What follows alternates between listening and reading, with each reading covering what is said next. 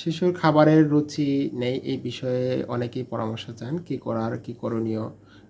অনেকেই বুঝতে পারে না যে একটা বাচ্চার স্বাভাবিক খাবার দাবার করছে কিন্তু তারপর তার ওজন কমে যাচ্ছে কেন।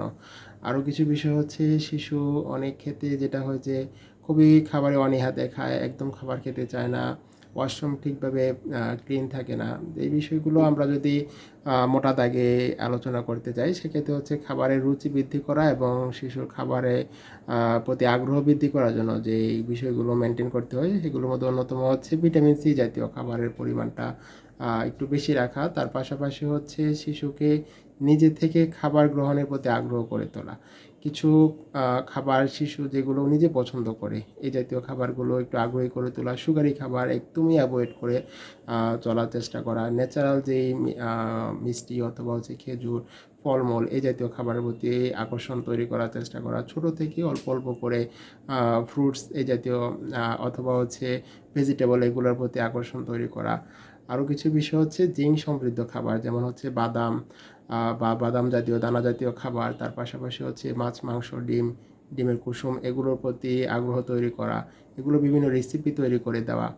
তার পাশাপাশি আরও কিছু বিষয় আমরা খেয়াল রাখতে হবে যে শিশুর গাট হেলথটা প্রপারলি আছে কিনা। অনেক ক্ষেত্রে আমরা যেটা হয় যে শিশু অসুস্থ হওয়ার পরে অ্যান্টিবায়োটিকের প্রয়োজন হতে পারে।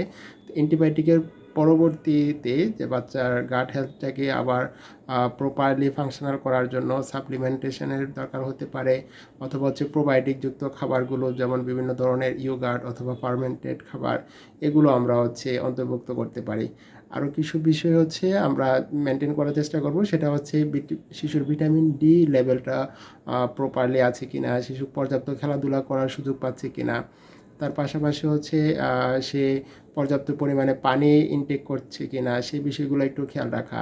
আরেকটা বিষয় শিশুর পর্যাপ্ত ঘুম, এটাও অবশ্যই গুরুত্বপূর্ণ।